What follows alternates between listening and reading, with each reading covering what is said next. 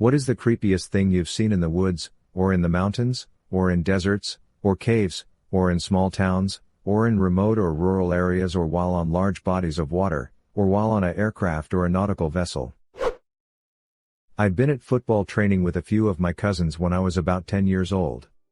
We decided to take a walk before our parents picked us up, so we went along the canal towpath.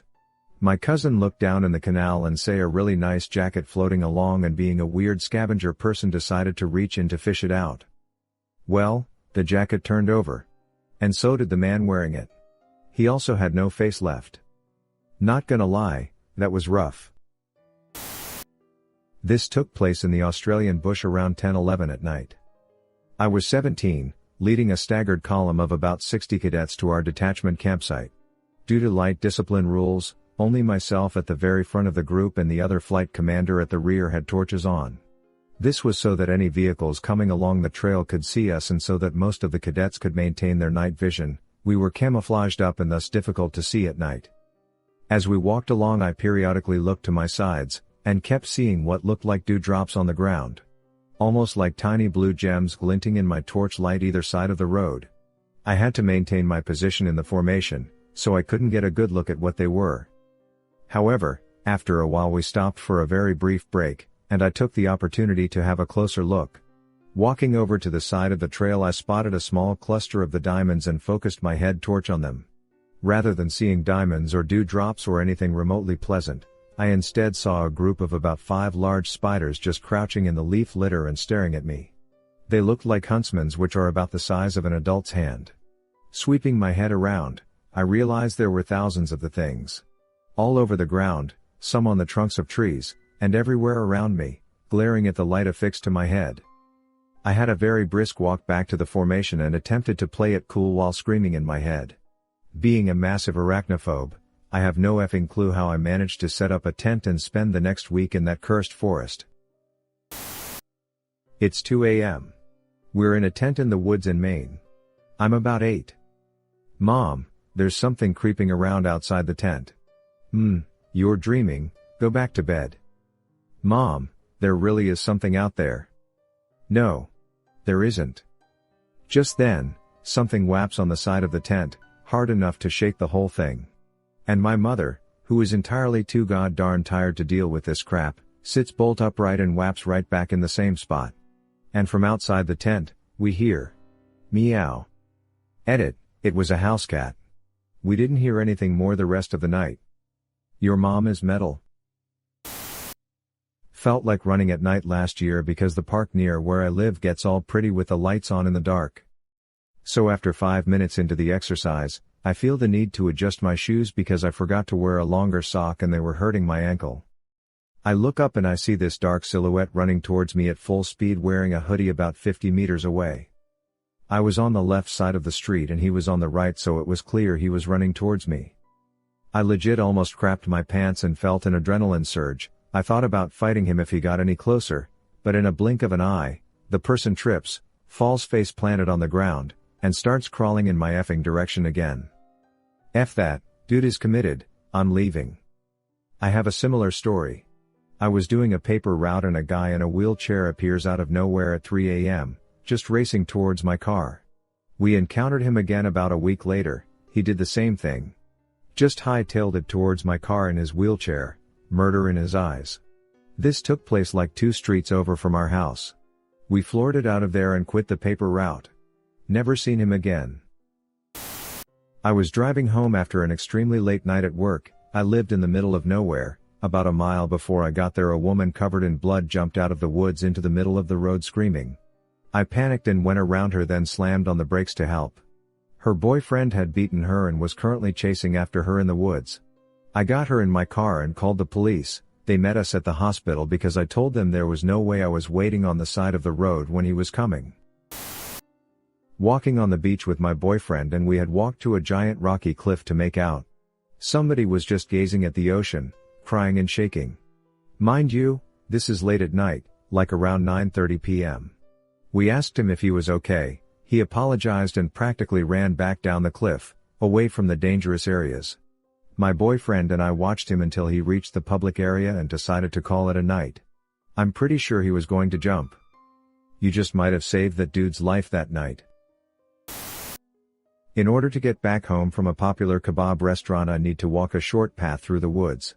Along the way there is an extremely old abandoned partially collapsed chapel, and occasionally I'll stand there for a few seconds admiring it. It's quite beautiful in its own way.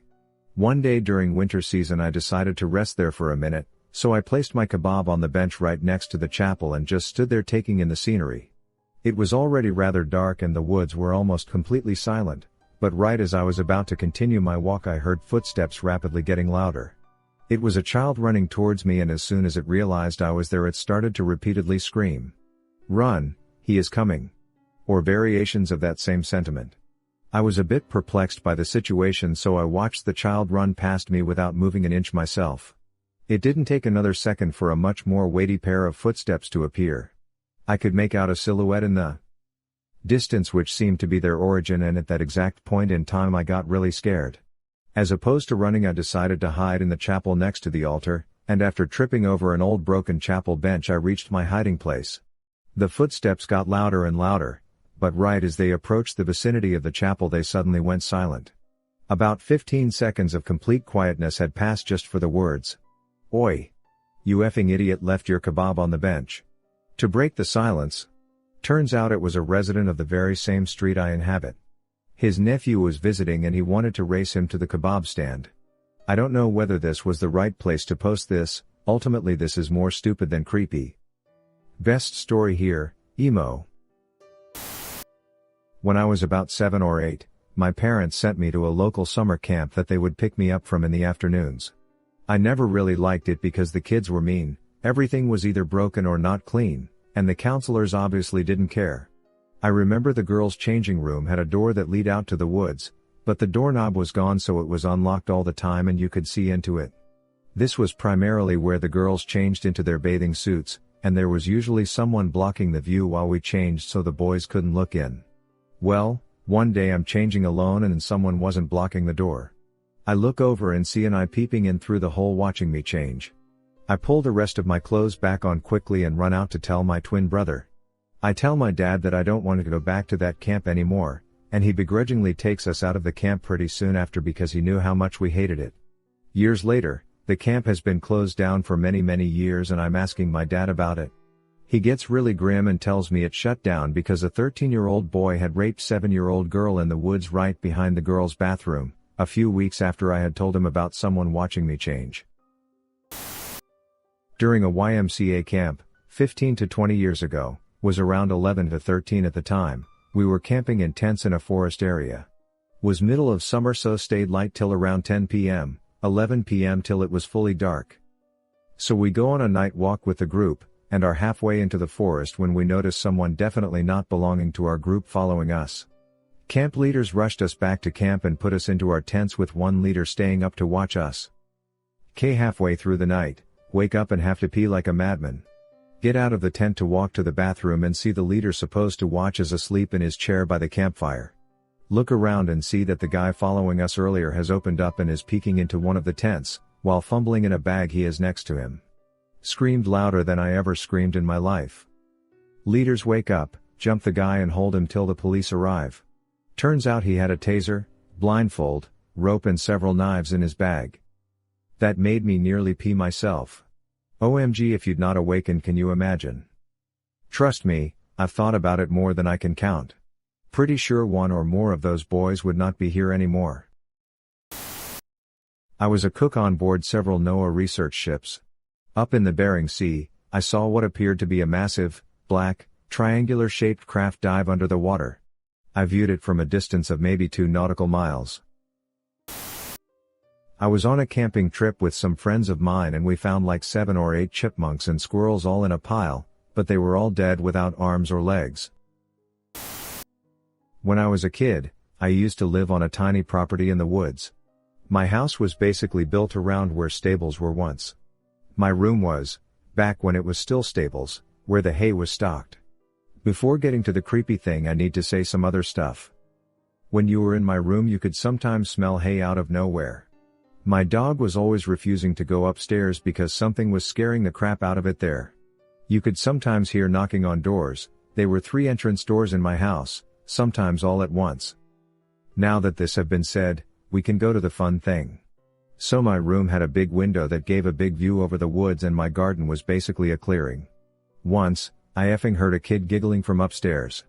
I ran there only to find my window open, and something running out in the woods. I spent 2 more years in this house and effing felt insecure the whole time. Small town in a relatively rural area. A few years after the fact, I'm now relatively certain it was a skinwalker. About 10 years ago, I was at my dad's house for the weekend in Kentucky. The Appalachian people are very superstitious, hailing from the Scots-Irish people and just never losing that side of them. My dad wasn't superstitious, I thought, and was not one to be easily scared.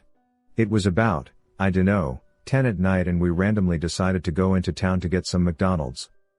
Daddy always insisted on walking in front of me and I always assumed it was so I wouldn't accidentally step on a snake, but now I don't think that's the case. So he turned on the porch light and opened the screen door. He had put one foot on the porch and there was this god-awful sound. I will never in my life forget it. There was a screech followed by the sound of a crow. But it wasn't a crow. The best way I can describe it is if a person was mimicking a crow call. My hair stood up on the back of my neck and my dad retreated into the house. He slammed the big door and locked it, something I had never seen him do. Before I could ask a question he said, "It isn't safe. We can go tomorrow morning." And so we did.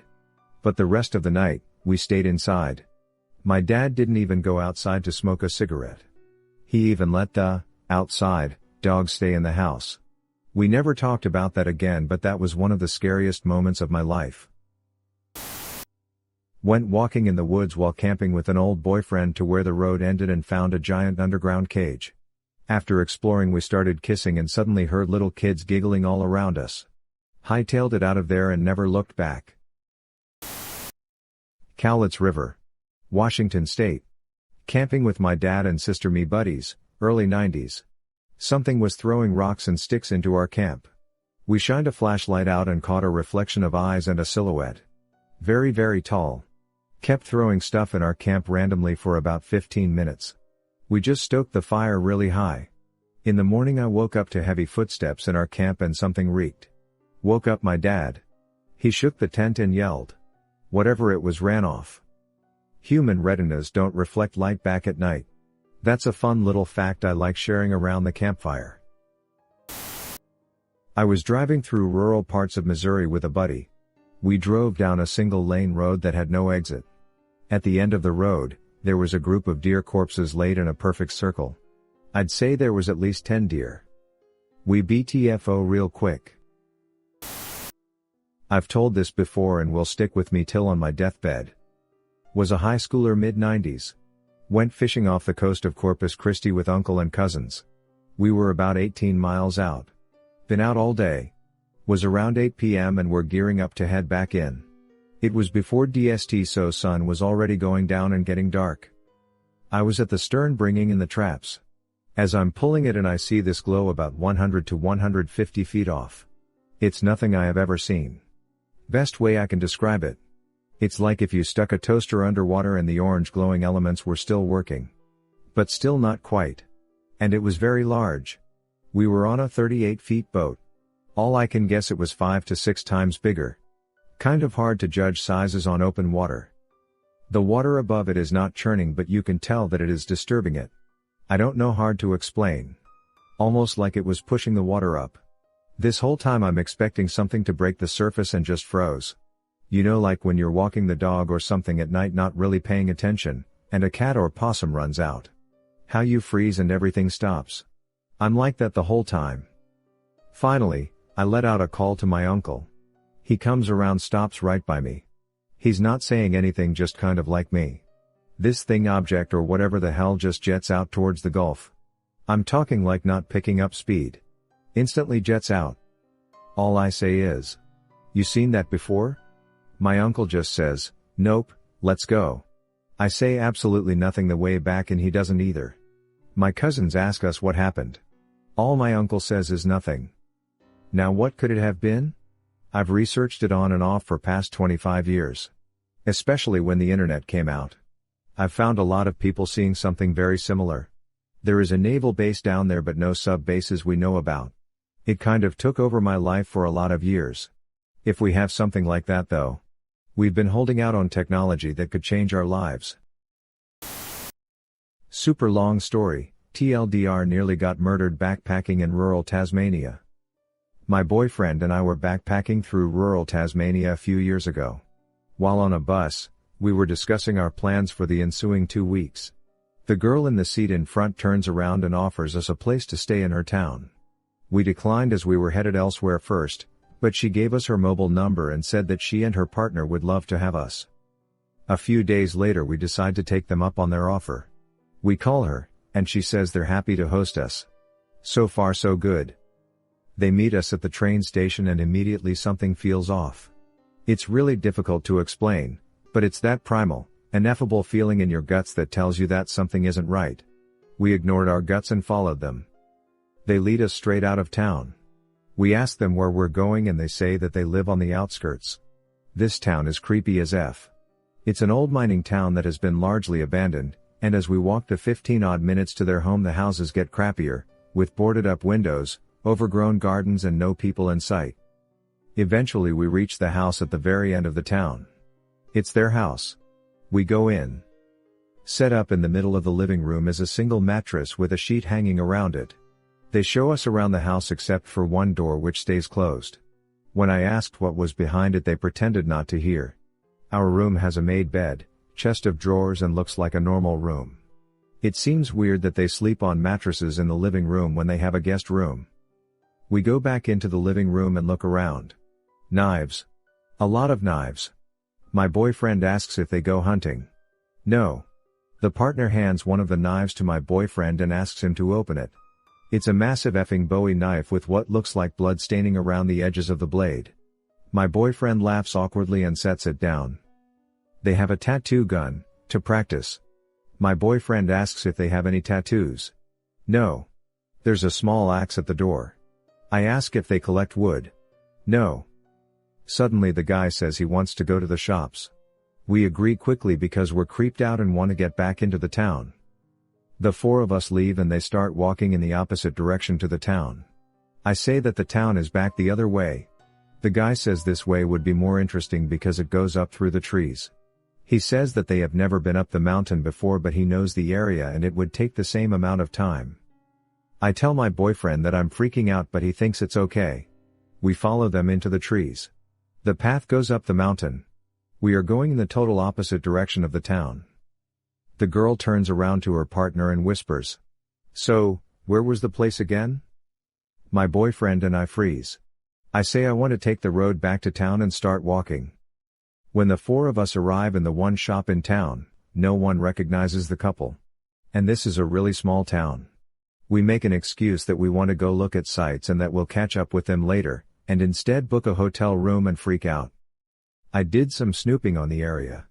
Their house had an extra room, behind the mystery door, and a basement. The path that we were taking led straight out of town and up the mountain. There was no way it could loop back into town. So yeah, pretty sure we narrowly avoided being murdered. Or maybe they were just massive weirdos. To be honest, the creepiest thing was the fact that there was no drug paraphernalia at all. The state of the house and the weird behavior would have been understandable if they were intoxicated, but that wasn't the case. They were gonna kill your boyfriend and sell you as a prostitute. The tattoo gun is to mark you as their property and the mattress is probably where you would have worked. Holy crap, I have never thought of this before.